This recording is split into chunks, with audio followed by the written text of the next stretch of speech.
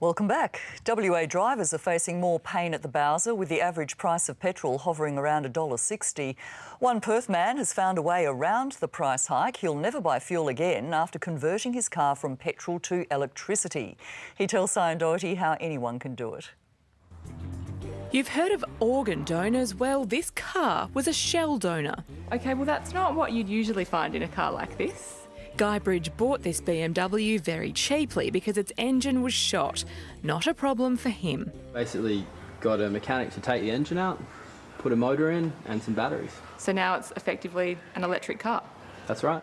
It took 6 months and 25 grand. He did enlist a couple of professionals, but the IT manager says he did about 80% of the work himself. Made the battery boxes up, did all the wiring, put the computer in. The results speak quietly for themselves. It's funny driving it past people, sometimes they say, "How quiet's that car?" And while the rest of Perth may be worried about rising petrol prices, Guy simply gets home and plugs in. In terms of electricity bill, it's brought it up maybe about $40 a month. On the flip side, how much do you think you've saved not buying petrol? Hundreds, yeah. Every cent that fuel goes up is $1 saved when you're not buying it. That said, the Australian Electric Vehicle Association's Dr Chris Jones warns transitioning a car like this takes a big outlay. Probably within about 2 or 3 years, he'll have spent as much money as if he'd bought a petrol car. And after that, it's just nothing but savings. Guy chose to transition because new electric cars are so expensive, but they're coming down in price. When the first Nissan Leaf came out in 2012, it was about $50,000, and that was about a 100-kilometre range car. Well, now $50,000 gets you a 300-kilometre range car, and the Hyundai Ioniq is coming out well under $50,000. So yes, they're coming down in price, and as they start making more of them, they'll get cheaper.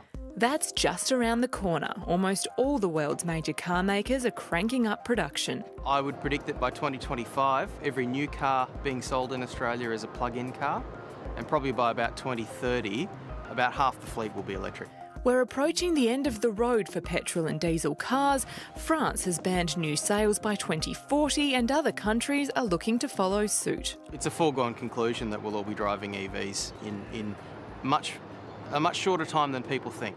Guy sees it as an opportunity for more cars like his. If that's the case, there's going to be a lot of petrol cars lying around everywhere, and I think there's going to be a massive market for it. Meanwhile, electricity providers like Synergy are working hard to get infrastructure up and running to ensure the grid can cope. Chris believes it'll be a smooth transition. They've done lots of studies into this, and they've found that the impact is actually quite small. Air conditioners are probably a greater concern. Guy's had no issues at all, and while following in his car tread may seem like a daunting task, Guy reckons it's possible for anyone. I tell people that all the day, every day, you know. You should convert your car. In fact, sometimes I offer people as a joke, I say I'll convert your car for 35 grand because there's a lot of resources online, and you know, hundreds of people have converted their car before, so it's possible.